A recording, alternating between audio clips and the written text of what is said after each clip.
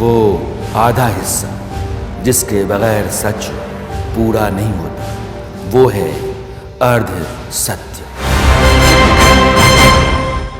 देश के विकास और उसकी विरासत दोनों को साथ लेकर के चलने का दावा प्रधानमंत्री नरेंद्र मोदी करते हैं। वो कहते हैं कि जिस देश में विकास है, अगर वो बिना विरासत के है और विरासत छोड़ करके कोई विकास है तो बेईमानी उसका कोई मतलब नहीं है। और वो जो संततियां हैं, वो जो देश के लोग हैं, उनकी अपनी कोई पुरानी पहचान नहीं है जिस पर वो गर्व कर सकें, तो फिर उस संततियों का, उस पीढ़ी का, उस देश का होना बेईमानी है। भारत के नवनिर्माण में एक और अध्याय जुड़ा है। प्रधानमंत्री नरेंद्र मोदी ने देश के सबसे लंबे और समुद्र पर बने सबसे लंबे पुल अटल सेतु को देश को सौंप दिया। रिकॉर्ड समय में इस पुल को तैयार किया गया और यह अत्याधुनिक सुविधाओं से लैस है। हाईटेक अटल सेतु को बनाने में जितना सरिया और कंक्रीट लगा है, उसमें 4 हावड़ा ब्रिज, गौर से सुनिएगा, 4 हावड़ा ब्रिज और 6 स्टैच्यू ऑफ लिबर्टी, जो सरदार पटेल के स्टैच्यू ऑफ लिबर्टी गुजरात में है, वो बनाई जा सकती। इतना विशाल और अद्भुत है।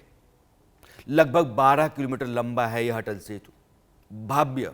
भारत की कई तस्वीरें आपने बीते 9.5 सालों में देखी होंगी और मैं आपको पिछले 1 दशक में देश की समृद्धि, सशक्त होते देश की दूसरी तस्वीरें भी दिखाता चलूंगा, बताता चलूंगा। लेकिन पहले मोदी को सुनिए। जब वो कहते हैं कि देश बढ़ेगा भी और बदलेगा भी, तो यूं ही नहीं कहते हैं। बदलते देश की बदलती तस्वीर इसकी गवाही देती है। आजादी के पहले के कालखंड में ऐसे सभी महान व्यक्तित्वों ने देश के लिए काम किया। वो जिए तो देश के लिए, वो जूझे तो देश के लिए, उन्होंने सपने संजोए तो देश के लिए, उन्होंने संकल्प किए तो देश के लिए, और उन्होंने देश को नई दिशा दिखाई। अब अमृत काल के इस कालखंड में आज वो दायित्व आप सभी मेरे युवा साथियों के कंधों पर है। अब आपको अमृत काल में भारत को एक नई ऊंचाई पर ले जाना है। आप ऐसा काम करिए कि अगली शताब्दी में उस वक्त की पीढ़ी आपको याद करे, आपके पराक्रम को याद करे। आप अपने नाम को भारत और पूरी दुनिया में, दुनिया के इतिहास में स्वर्ण अक्षरों में लिख सकते हैं। आप नरेंद्र मोदी को सुन रहे हैं और जो कुछ भी वो कह रहे हैं उसमें एक आत्मविश्वास दिखता है, एक ईमानदारी ध्वनित होती है। और नरेंद्र मोदी ने देश के 140 करोड़ लोगों का भरोसा जीता है। सिर्फ इसलिए नहीं है कि वो सिर्फ बोल रहे हैं, इसलिए है कि उनके किए का जो सच है वो देश में दिख रहा है। अटल सेतु भी उसकी एक महत्वपूर्ण और बड़ी गवाही है। अब आप नरेंद्र मोदी की जो तस्वीर देख रहे हैं, यह महाराष्ट्र में नासिक जिले में कालाराम मंदिर की है। वो मंदिर में पूजा पाठ करते हैं, उसके बाद द्वार पर झाड़ू मारते हैं, पोंछा लगाते हैं और इससे पहले वो पूजा करते हैं। इसके बाद पूजा अर्चना के लिए जाते हैं, झाड़ू मारते हैं, पोछा लगाते हैं, फिर पूजा अर्चना करते हैं। ये जो तस्वीरें आप देख रहे हैं, इन तस्वीरों के जरिए एक मैसेज जाता है। वो मैसेज ये है कि नरेंद्र मोदी देश के प्रधानमंत्री हैं, लेकिन वो एक समर्पित हिंदू भी हैं। उनका जो व्यक्तिगत जीवन है, जो धार्मिक आस्था है, धार्मिक विश्वास है, जो सनातन परंपरा है, उसमें वो रचे रमे बसे हैं। वो हिंदुत्व के बहुत करीब हैं और वो एक तरीके से मानते हैं एक हिंदू उसका जीवन कैसा होना चाहिए, उसकी जीवन शैली कैसी होनी चाहिए, उसका सादा भोजन होना चाहिए, उसके जीवन में संयम होना चाहिए, अनुशासन होना चाहिए, वो धर्म अनुरागी होना चाहिए, आध्यात्मिक पक्ष भी उसका मजबूत होना चाहिए और वो समाज और देश की तरक्की और विकास में अपने जीवन को कहीं सार्थक कर पाए, इसके लिए लगातार उसकी तरफ से कोशिश की जानी चाहिए। और नरेंद्र मोदी इन तमाम मोर्चों पर लगातार आपको सक्रिय और सफल दिखते हैं, इतने समर्पित तरीके से दिखते हैं जिसकी तस्वीर आपको उसकी बानगी देती है।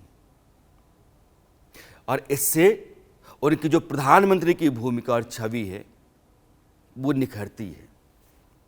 हिंदुस्तान के भीतर कोई भी प्रधानमंत्री ऐसा नहीं रहा जो इस तरीके से हिंदुत्व, सनातन, जो हमारी सांस्कृतिक विरासत है वह और परंपरा, इन सब को जोड़ के चलता हो, इनका अलख जगाता हो, उसकी धुनी रमाता हो।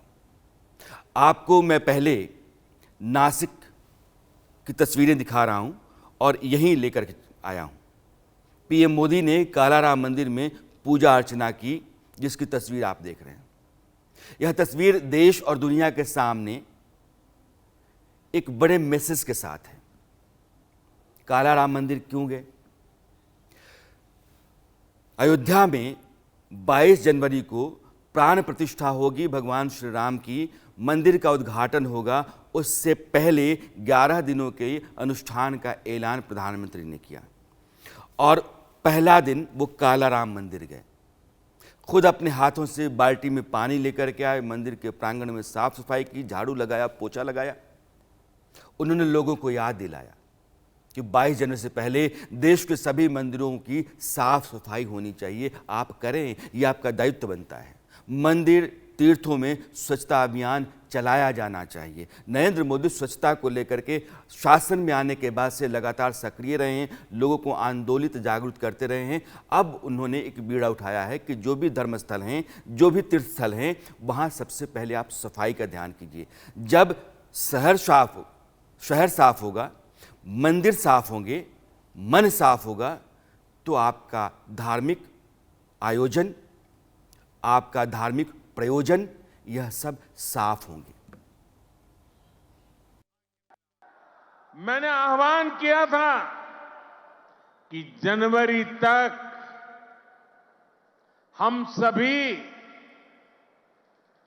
22 जनवरी तक हम सभी देश के तीर्थ स्थानों की, मंदिरों की साफ सफाई करें, स्वच्छता का अभियान चलाएं। आज मुझे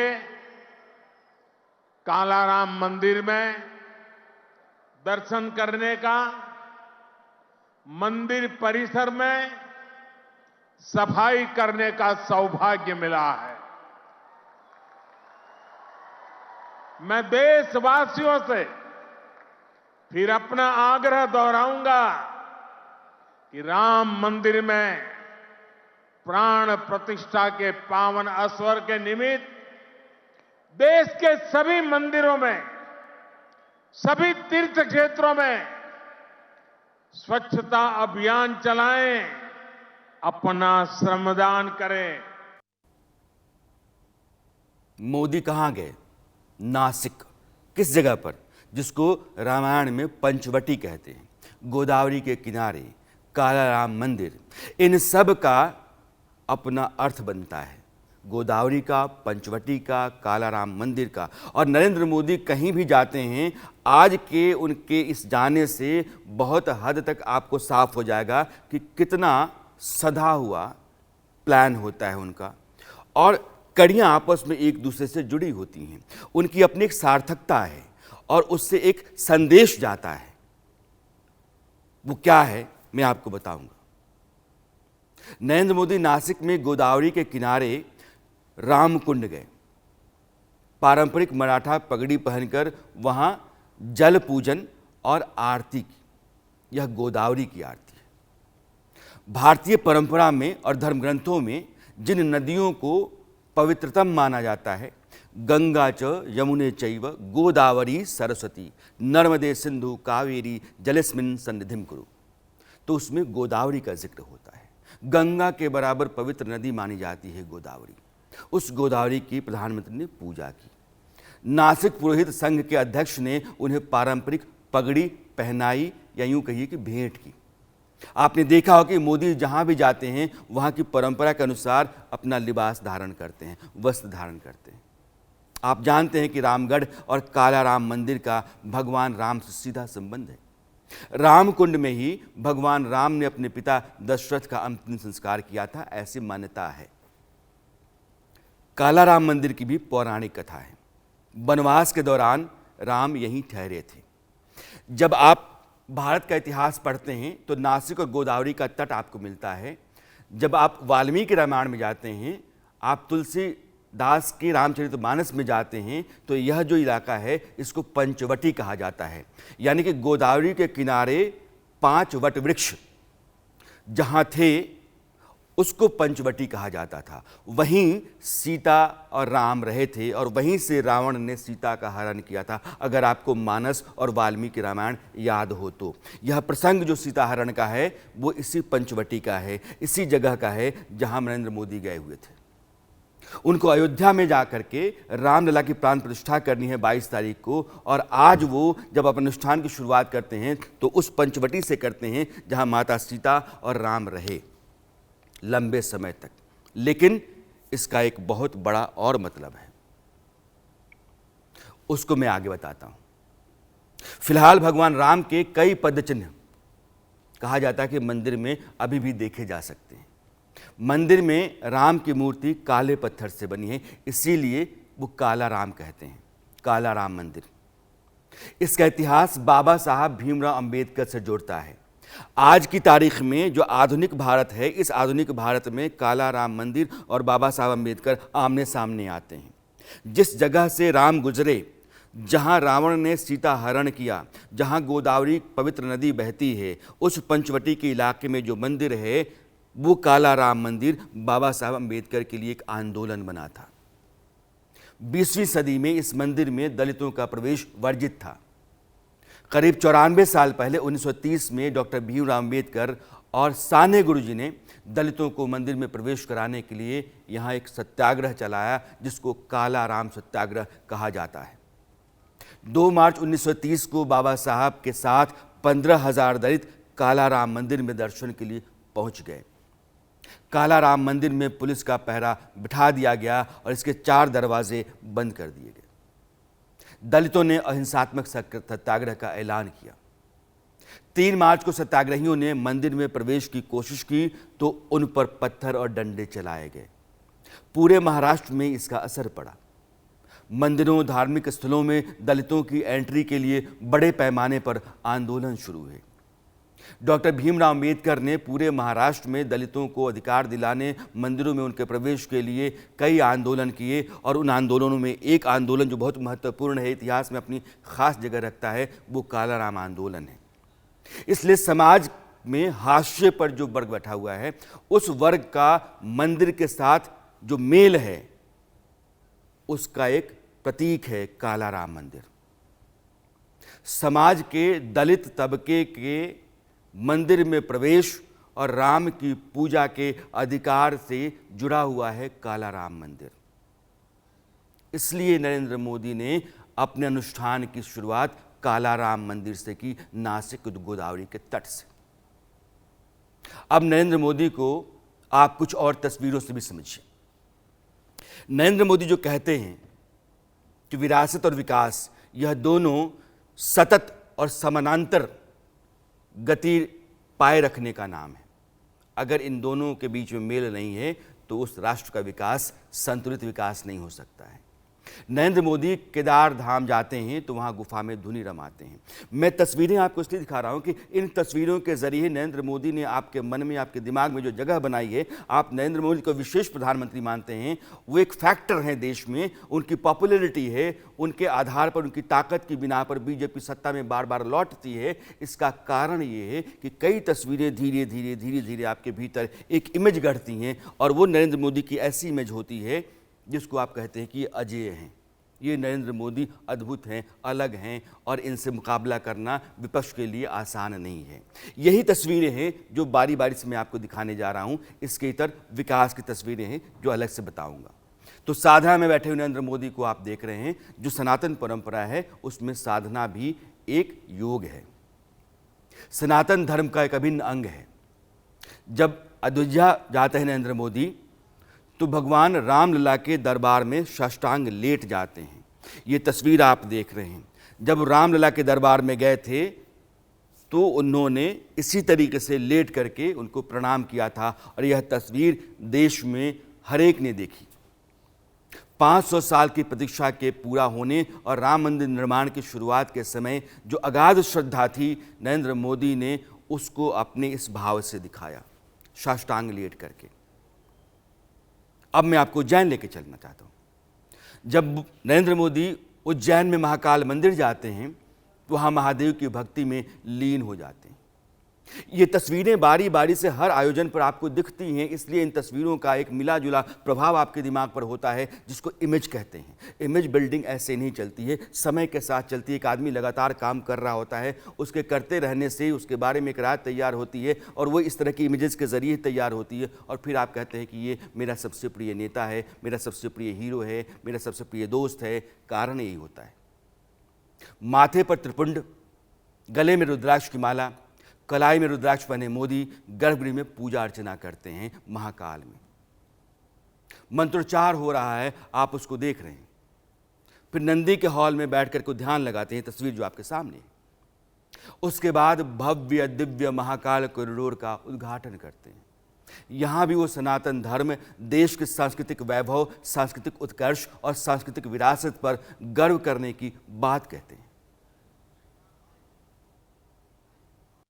सफलता के शिखर तक पहुंचने के लिए भी ये जरूरी है कि राष्ट्र अपने सांस्कृतिक उत्कर्ष को छुए, अपनी पहचान के साथ गौरव से सर उठा करके खड़ा हो जाए। अपनी विरासत पर गर्व जैसे पंच प्राण का आह्वान किया है। इसलिए आज अयोध्या में भव्य राम मंदिर का निर्माण, काशी में विश्वनाथ धाम भारत की सांस्कृतिक राजनीति का गौरव, राजधानी का गौरव बढ़ा रहा है। सोमनाथ में विकास के कार्य नए कीर्तिमान स्थापित कर रहे हैं। उत्तराखंड में बाबा केदार के आशीर्वाद से केदारनाथ, बद्रीनाथ तीर्थ क्षेत्र में विकास के नए अध्याय लिखे जा रहे हैं। आजादी के बाद पहली बार 4 धाम प्रोजेक्ट के जरिए हमारे चारों धाम ऑल वेदर रोड से जुड़ने जा रहे हैं। महाकाल, विश्वनाथ, सोमनाथ, बद्रीनाथ, केदारनाथ, ये जो धर्मस्थल हैं, तीर्थस्थल हैं, इनके विकास ने वहाँ रोजगार भी बढ़ाए हैं और इन विकास ने वहाँ लोगों की आवाजाही को भी बहुत ज़्यादा बढ़ाया है। यानी कि तीर्थ यात्रियों के जाने की तादाद कई गुना बढ़ी है। विकास और धर्म, इन दोनों का भी आपस में संबंध होता है। नरेंद्र मोदी ने यह बताया भी और साबित भी किया। जब नरेंद्र मोदी नेपाल में जाते हैं तो पशुपतिनाथ के मंदिर जाते हैं और बाहर निकलते हैं तो पीतांबर ओढ़े, त्रिपुंडधारी, गर्दन में रुद्राक्ष की माला से भरे हुए नरेंद्र मोदी निकलते हैं भाव प्रवण हिंदू, आध्यात्मिक धार्मिक रूप से समर्पित। नरेंद्र मोदी निजी जीवन में एक समर्पित हिंदू की भूमिका निभाते हैं और बतौर प्रधानमंत्री वो एक ऐसे देश के प्रधानमंत्री के तौर पर दिखते हैं जो धर्म, पंथ, संप्रदाय, जाति से बाहर निकल करके हर ज़रूरतमंद को सरकार की योजनाओं का फ़ायदा पहुंचे और देश का विकास लगातार रफ्तार पकड़े रहे, इस खातिर वो दिन रात काम करते हैं। निजी जीवन में परंपरा, संस्कार, सभ्यता, संस्कृति, सनातन, इन सब को लेकर के चलने वाले और उन सब के लिए एक आदर्श हिंदू की भूमिका में नरेंद्र मोदी दिखते हैं और बतौर प्रधानमंत्री वो देश के ऐसे शासक के तौर पर या नायक के तौर पर दिखते हैं जो सभी तबकों के साथ सामंजस्य करके चलता है। यह उनका निजी जीवन है, जो धार्मिक आस्था है, जो अध्यात्म है, जो परंपरा है, जीवन शैली है। यह धर्म का हिस्सा है नरेंद्र मोदी का, जो उनका निजी है, लेकिन वह धर्म जो प्रधानमंत्री के तौर पर है उसको भी वो लगातार ईमानदारी से और पूरे समर्पण से निभाते रहते हैं। इसीलिए वो कहते हैं कि विकास और विरासत ये दो पहिए हैं जिस पर हिंदुस्तान आगे बढ़ सकता है। यह राष्ट्र जिसका अस्तित्व भी है, जिसका भविष्य भी है, और जब तक अस्तित्व नहीं है तब तक भविष्य नहीं हो सकता है। गंगा में जब वो जाकर के डुबकी लगाते हैं काशी जाने पर, तो वह तस्वीर भी हिंदुस्तान देखता है। जब बाबा विश्वनाथ का कॉरिडोर खुला था तो आपने ये तस्वीर देखी होगी। स्वर्णिम दरबार देश के सामने आया बाबा का, और वो चमकता दमकता दरबार जब निखरता है, महादेव के नारे लगते हैं, तो नरेंद्र मोदी उस अनुष्ठान से पहले माता गंगा में डुबकी लगाते हैं। तो यह जितने भी प्रतीक और बिंब हैं, जो छवियां उकेरी जाती हैं इन तस्वीरों के जरिए, जो वीडियो आप देखते हैं, सनातन परंपरा और हिंदू धर्म की मान्यताओं का अभिन्न हिस्सा हैं। नरेंद्र मोदी एक बड़े तबके को अपनी परंपरा का निर्वाह करते हुए दिखते हैं, और नरेंद्र मोदी एक बहुत बड़े देश को, दुनिया के सबसे बड़े देश को आबादी के लिहाज से एक नायक के तौर पर प्रधानमंत्री की जिम्मेदारी के साथ दिखते हैं। ये सनातन की ताकत थी कि झांसी की रानी लक्ष्मीबाई अंग्रेजों को ये कहते हुए ललकार कर पाई कि मैं अपनी झांसी नहीं दूंगी। जिस सनातन को गांधी जी ने जीवन पर्यंत माना, जिन भगवान श्री राम ने उनको जीवन भर प्रेरणा दी, उनके आखिरी शब्द बने हे राम। जिस सनातन ने उन्हें अस्पृश्यता के खिलाफ आंदोलन चलाने के लिए प्रेरित किया। साथियों, ये सनातन की ताकत थी कि स्वतंत्रता आंदोलन में फांसी पाने वाले वीर कहते थे कि अगला जन्म मुझे फिर ये भारत मां की गोद में देना। जो सनातन संस्कृति संत रविदास का प्रतिबिंब है, जो सनातन संस्कृति माता शबरी की पहचान है, जो सनातन संस्कृति महर्षि वाल्मीकि का आधार है, जिस सनातन ने हजारों वर्षों से भारत को जोड़े रखा है। मोदी सनातन परंपरा और सांस्कृतिक विरासत को संभालने, उसे स्थापित करने के साथ देश को आर्थिक और बुनियादी तौर पर मजबूत करने में अपने आप को सफल पाते हैं, इसमें कोई दो राय नहीं है। उन्होंने क्या नाम लिए? उन्होंने शबरी का नाम लिया, उन्होंने वाल्मीकि का नाम लिया। ये हमारे देश में धार्मिक तौर पर वैसी विभूतियां हैं जिनको पूजा जाता है, लेकिन यह दलित तबके की, जो हाशिए पर समाज है, उसकी नुमाइंदगी करते हैं। उन्होंने रैदास का नाम लिया। भारत में आज की तारीख में आप देखेंगे तो हिंदुस्तान 3 धर्मशास्त्रों पर भरोसा रखता है, माथा टेकता है। एक है रामायण, जिसकी रचना महर्षि वाल्मीकि ने की, वो भी दलित। महाभारत, वेदव्यास, वो भी दलित माता के पुत्र। और हमारा संविधान, बाबा साहब अम्बेडकर, दलित। पूरा सनातन समाज और पूरा देश जिन 3 धर्म ग्रंथों पर मत्था टेकता है, वो हिंदू समाज के दलित तबके से आगे आए। जो देश अपनी परंपरा, अपनी संस्कृति, अपनी विरासत, अपने इतिहास पर गर्व नहीं कर सकता है, उस देश के चाहे किसी भी मकाम पर पहुंच जाने के बाद भी अस्तित्व कुछ नहीं होता है। इतिहास पलट करके उसको जब देखता है तो वो खाली पाता है, और अपने गौरवशाली इतिहास और अपनी सांस्कृतिक विरासत को जो भी देश लेकर के उसका उत्सव मनाता है, दुनिया उसको सलाम करती है। नरेंद्र मोदी इस बात को जानते हैं और उस पर लगातार वो काम करते हैं। अब आप दिल्ली और जयपुर के बीच 2 घंटे की दूरी में समय में पहुंच जाते हैं। ये जो तरक्की है, 2 तस्वीरों के साथ मैं कंक्लूड करना चाहता हूं। एक, काला राम मंदिर में नरेंद्र मोदी का जाना, वहां गोदावरी की पूजा अर्चना करना, मंदिर में पूजा पाठ करना और पोछा लगाना, झाड़ू लगाना। ये एक धार्मिक आयोजन है, उसमें प्रधानमंत्री की व्यक्तिगत आस्था है। जिस सनातन परंपरा से आते हैं वह कहती है कि आप अपने सनातनी होने का भाव और संस्कार बनाए रखिए। और नरेंद्र मोदी दूसरी तरफ अटल सेतु का उद्घाटन करते हैं। ये पूरे देश में नहीं, एशिया में समंदर के ऊपर सबसे लंबा सेतु पुल है। विकास को रफ्तार देने वाला पुल है। 2-2.5 घंटे के सफर को 20 मिनट में पूरा कराने वाला पुल है। तो इस पुल को ऐतिहासिक पुल कहा जा सकता है, जो विकास को बहुत तेज गति से आगे बढ़ाने में अपनी एक महत्वपूर्ण भूमिका निभाएगा। तो ये जो विरासत और विकास दोनों की तस्वीरें आपको दिख रही हैं, यही नरेंद्र मोदी के विकास के मायने हैं और यही नरेंद्र मोदी के लिए हिंदुस्तान का अर्थ है। नरेंद्र मोदी उस मकाम पर हैं जहां सामने आम चुनाव हैं 2024, और उन्होंने पिछले 10 वर्षों में लगातार इन दोनों मोर्चों पर इतना कुछ किया है कि वो अपने आप में इस देश के भीतर अजेय से हो गए हैं। वो जीत की गारंटी सा हो गए हैं।